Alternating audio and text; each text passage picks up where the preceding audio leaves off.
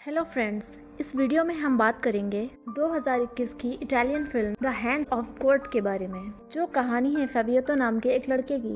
और इस फिल्म में हम फाबिएतो के अपने बचपन से बाहर निकलकर मैच्योर होने के सफर को देखते हैं। 1980 के दौर में फाबिएतो अपने माता पिता के साथ नेपल्स में रहता है। उसकी एक रिश्तेदार पट्रिजिया के बच्चे नहीं हो रहे थे और इसीलिए वो डिप्रेशन से गुजर रही है। पट्रिजिया का कहना है कि वो एक लिटिल मंक से मिलकर आई है जिसने उसे आशीर्वाद दिया है और अब वो माँ बन पाएगी। नेपल्स में लिटिल मंक एक रहस्यमय शक्ति है जो किसी को आशीर्वाद या श्राप दे सकती है। पर पट्रिजिया का हस्बैंड फ्रैंको उसकी इस पागलपन वाली बातों से थक चुका था। अपने मॉम डैड के अलावा उसके परिवार में उसका एक भाई भी था जिसका नाम मार्किनो है और वो अपनी दुनिया में गुम रहता है। और उसकी एक बहन डेनियला भी है जिसका ज्यादातर वक्त बाथरूम में गुजरता है। फाबिएतो के पिता सेवेरिनो एक खुश मिजाज आदमी है। उन दोनों का रिश्ता गहरा है। साबिएरो का अपनी वाइफ के साथ भी रिश्ता गहरा है और जब तक वो एक दूसरे से अलविदा ना कहें, साबिएरो ऑफिस भी नहीं जाता। फाबिएतो के ज्यादा दोस्त नहीं है और ना ही उसकी कोई गर्लफ्रेंड है।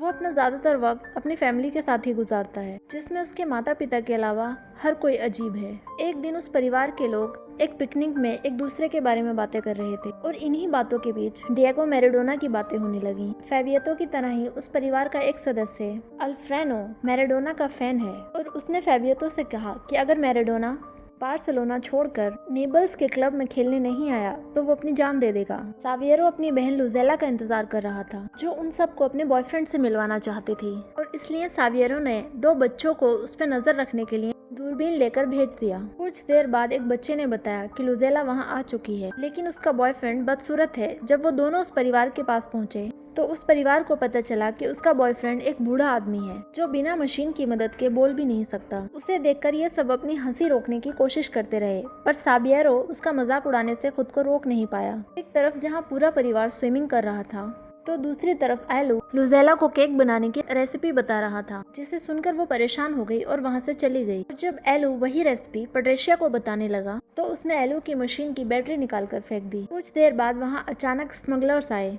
जिनका पीछा पुलिस वाले कर रहे थे। पुलिस को चकमा देकर वो लोग वहाँ से निकल गए पर फाबिएतो घर जाते वक्त भी उन्हीं को देखता रहा क्योंकि उनमें से एक आदमी मैराडोना का बहुत बड़ा फैन था। फाबिएतो पट्रिशिया की कंडीशन समझने की कोशिश कर रहा था और उसकी तरफ अट्रैक्ट होने लगा था और ये बात पट्रिशिया भी जानती थी। इस रात मार्किनो और फाबिएतो पट्रिशिया की ही बातें कर रहे थे। मार्किनो ने पूछा कि अगर उसे पट्रिशिया के साथ अफेयर रखने या मैराडोना के नेपल्स के क्लब में आने के किसी एक सपने में किसी एक को चुनना हो तो वो किसे चुनेगा। और इसके जवाब में फाबिएतो ने कहा कि वो मैराडोना को ही चुनेगा। मार्किनो एक्टर बनना चाहता था और अपने ऑडियंस में अपने भाई को भी लेकर जाता था। इस तरह फाबिएतो अपने आसपास एक नई दुनिया देखने लगा। मार्किनो को किसी ऑडियंस में सफलता नहीं मिलती और इस बार भी ऐसा ही हुआ। उस ऑडिशन से निकलने के बाद उन दोनों भाइयों की नजर एक गाड़ी पर पड़ी।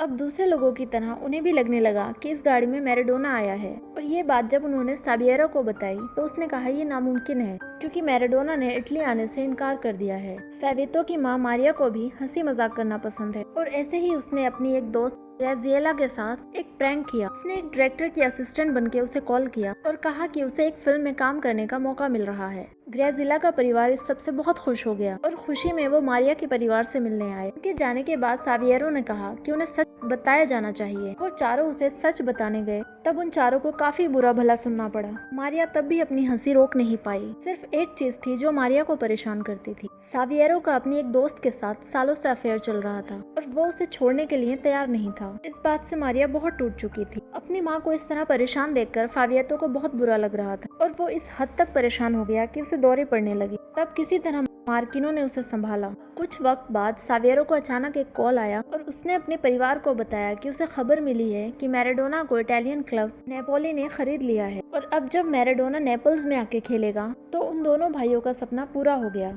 अगले दिन फाबिएतो का जन्मदिन था लेकिन उसके फादर ने कहा कि वो उस रात घर नहीं आने वाले, इसलिए उसे अपने दोस्तों के साथ सेलिब्रेट करना चाहिए। फाबिएतो ने कहा कि उसके कोई दोस्त नहीं है। वो खुश नहीं था पर फिर उसे साबिएरो ने मैराडोना के मैच की टिकट दी और ये देखकर उसे बहुत खुशी हुई। साबिएरो से नाराज होकर मारिया ने उसे घर से निकाल दिया था, इसीलिए सिर्फ मारिया फाबिएतो के जन्मदिन पर थी। मार्किनो भी अपनी गर्लफ्रेंड के साथ घूमने निकल गया था, इसलिए अकेलेपन में फाबिएतो को अपने जन्मदिन की खुशी भी नहीं थी। उस रात वो अपने घर से निकला और एक फिल्म के सेट पर जा पहुंचा जहां एक डायरेक्टर अपनी फिल्म की शूटिंग कर रहे थे। उसे उस रात शूटिंग देखकर फिल्म मेकिंग में इंटरेस्ट आने लगा और उसकी नज़र यूलिया नाम की एक एक्ट्रेस पर पड़ी, मगर वो उससे बात नहीं कर पाया। अगले दिन फुटबॉल मैच देखने फेवियतो जब स्टेडियम गया तो उसे वही मैराडोना का फैन दिखा जिसने सीक्रेट स्मगलर्स की मदद की थी। उस आदमी का नाम अरमांदो है और उससे और उसकी बहन से फेवियतो की दोस्ती हो गई। कुछ दिन बाद सेवियरो घर वापस आया और उसका वेलकम करने के लिए मारिया ने एक प्रैंक का इंतजाम किया, जिस वजह से सावियरो बुरी तरह डर गया। अब उन दोनों के बीच कड़वाहट भी मिटने लगी। मैराडोना नेपल्स की तरफ से खेलने लगा था और उसकी हर जीत का जश्न मनाया जा रहा था। 1986 के वर्ल्ड कप के दौरान मैराडोना ने इंग्लैंड के खिलाफ अपना हाथ लगाकर एक गोल किया था, जिसके बाद उस गोल को द हैंड ऑफ गॉड कहा जाने लगा। अल्फ्रेडो का कहना था कि ये मैराडोना ने जानबूझकर किया है। वो इंग्लैंड से अर्जेंटीना का बदला ले रहा था और उस गुलामी का बदला ले रहा था जो अर्जेंटीना ने सालों तक सहा था। इस बीच मारिया और सेवियरो फिर से एक दूसरे के करीब आने लगे थे और ये देखकर फेवियतो को बेहतर महसूस होने लगा। फेवियतो की जिंदगी में सब कुछ अच्छा हो रहा था, पर एक रात कुछ ऐसा हुआ जिसने उसकी जिंदगी पूरी बदल दी। वो मैराडोना का गेम देखने के लिए स्टेडियम गया और उसके माता पिता एक दूसरे के साथ वक्त बिताने के लिए घर पर ही रुक गए। वो दोनों एक साथ ही बैठे थे कि तभी उनके कमरे में कार्बन मोनोऑक्साइड लीक होने लगा और उस गैस की वजह से उन दोनों को हॉस्पिटल में भर्ती करना पड़ गया। मार्किनो अपने भाई को लेकर हॉस्पिटल गया और तब उन्हें बताया गया कि उनके माता पिता की मौत हो गई है। मरने से पहले सावियरो ने मारिया का ही नाम लिया। अब अपने माता पिता की मौत की खबर सुनकर भी फेवियतो रो नहीं पाया। उसके माता पिता के फ्यूनरल पर सब आए और सब पूछने लगे कि डेंड्रिला कहाँ है। फेवियतो ने कहा कि अभी वो बाथरूम में ही है। अल्फ्रेडो ने फेवियतो से पूछा कि वो घर पे क्यों नहीं था, तो उसने कहा कि वो मैराडोना को देखना चाहता था, इसलिए उसका मैच देखने चला गया था। ये सुनकर अल्फ्रेडो ने कहा कि द हैंड ऑफ गॉड ने ही उसकी जान बचाई है, वरना वो भी आज जिंदा नहीं होता। फेवियतो अब अपने आप को अकेला महसूस करने लगा था, लेकिन अब तक वो माता पिता के मौत के गम में रो नहीं पाया। एक रात बाथरूम में बैठी उसकी बहन ने उसे बताया कि सावियरो अपना अफेयर खत्म नहीं कर पाया क्योंकि उसका और उस औरत का एक बेटा है। फेवियतो ने कहा कि अब तक उसने ये बात उसे क्यों नहीं बताई, तो डेनियला ने कहा कि वो उस वक्त के लिए रुकी थी कि जब वो बड़ा हो जाए। उधर पड्रेशिया अपना मानसिक संतुलन पूरी तरह खो चुकी थी, इसलिए उसे पागल खाने में भर्ती किया गया। एक दिन फ्रैंको के कहने पर फेवियतो उससे मिलने गया। पड्रेशिया को उसने बताया कि वो बड़े होकर फिल्म मेकर बनना चाहता है, तो पड्रेशिया ने कहा जब वो फिल्म मेकर बन जाए तो उसे यहाँ से अपने साथ ले जाए। पड्रेशिया ने उसे ये भी बताया कि जिस रात वो लिटिल मंक से मिलकर आई थी, उस रात उसके और फ्रैंको के बीच सब कुछ ठीक हो गया था और पड्रेशिया को खबर मिली थी कि वो प्रेग्नेंट है, लेकिन उस रात फिर से उसका झगड़ा हो गया और मिसकैरेज होने की वजह से उसने अपना बच्चा खो दिया और वो इस बात को सह नहीं पाई, इसलिए उसने फ्रैंको से कहा कि वो उसे पागल खाने छोड़ दे, वरना वो अपनी जान ले लेगी। फेवियतो एक्टिंग की दुनिया में जाने की तैयारी करने लगा, इसलिए वो प्लेस वगैरह देखने लगा, पर चाहकर भी वो यूलिया से बात नहीं कर पाया।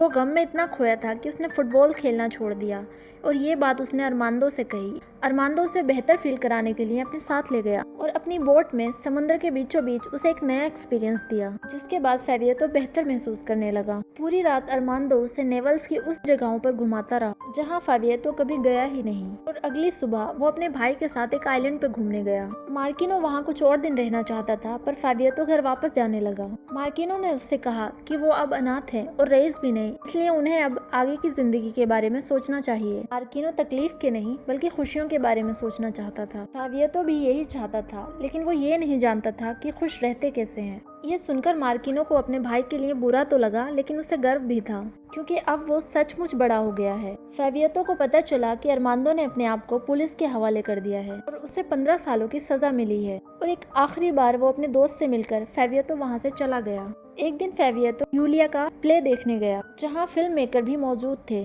और उन्होंने यूलिया के परफॉर्मेंस के बारे में सबके सामने गलत सलत कह दिया, जिसके बाद वो रोते हुए स्टेज से चली गई। पहले तो फेवियतो यूलिया को संभालने गया, फिर वहाँ से वो कापुआनो के पीछे दौड़ा और कहा कि वो और बातें सुनना चाहता है और फिल्म और जिंदगी के बारे में चीजें सीखना चाहता है। उसने बताया कि उसके परिवार के खत्म होने के बाद वो नहीं जानता कि कैसे जिया जाता है और वो कापुआनो की तरह आजाद होकर ही चीजें महसूस करना चाहता है। उसने ये भी बताया कि वो फिल्में बनाना चाहता है। उसके जवाब में कापुआनो ने कहा कि हर कोई फिल्म बनाना चाहता, पर उसके लिए पेशेंस, बहादुरी और दर्द की जरूरत है। वो दर्द फेवियतो के दिल में है ही नहीं। उसके दिल में सिर्फ उम्मीद है एक बेहतर जिंदगी जीने की। ऐसे फिल्में बनाई नहीं जाती। ये तो फिल्म बनाने के लिए रोम जाना चाहता था, पर कापुआनो का कहना था कि रोम जैसी जगह सिर्फ डिस्ट्रैक्शन होती हैं और अगर उसे इंस्पिरेशन की जरूरत है तो अपने आसपास की दुनिया देखे। कापुआनो ने उसे उस रात वो सिखाया जो कोई और नहीं सिखा सकता था। उस रात फेवियतो ने अपने आसपास कहानियों को देखना सीखा और ये सीखा कि जब तक उसके पास कोई कहानी ना हो उसे फिल्में बनाने के बारे में नहीं सोचना चाहिए। फेवियतो ने उसे बताया कि उसे उसके माता पिता की लाश तक देखने नहीं दी गई। ये सुनकर उसे कापुआनो ने ये सोचने के लिए कहा कि उसके माता पिता ने उसका त्याग किया है और उससे कहा कि यही दर्द याद रख के वो रोम जाए और वापस आए तो सीधा कापुआनो के पास आए। वो दोनों साथ मिलकर फिल्में बनाएंगे। अंत में वो अपना परिवार और ट्रेजेडी से भरी अपनी दुनिया छोड़कर फेवियतो अपने घर से निकला और पड्रेशिया के पास उसे अलविदा कहने गया। उस रात पड्रेशिया ने उसे वो बैटरी दी जिसने बूढ़े आल्डो की वॉइस मशीन से निकाली थी और वो आखिरी दिन था जब पड्रेशिया ने फेवियतो को देखा। डेनिएला अकेली पीछे छूट गई और पहली बार बाथरूम से बाहर आई। अपने सफर पर जाते हुए फेवियतो को लिटिल मंक दिखा जिसने उसकी तरफ मुस्कुराकर देखा। लिटिल मंक फेवियतो के अतीत की तरह है और अपने बचपन और अतीत को पीछे छोड़कर मैच्योरिटी के साथ फेवियतो अपनी नई जिंदगी शुरू करने के लिए निकल गया था। और यहीं पर मूवी का एंड हो जाता है। वीडियो अच्छी लगी हो तो लाइक करें और अगर मेरे चैनल पर नए हैं तो प्लीज़ उसे सब्सक्राइब करें।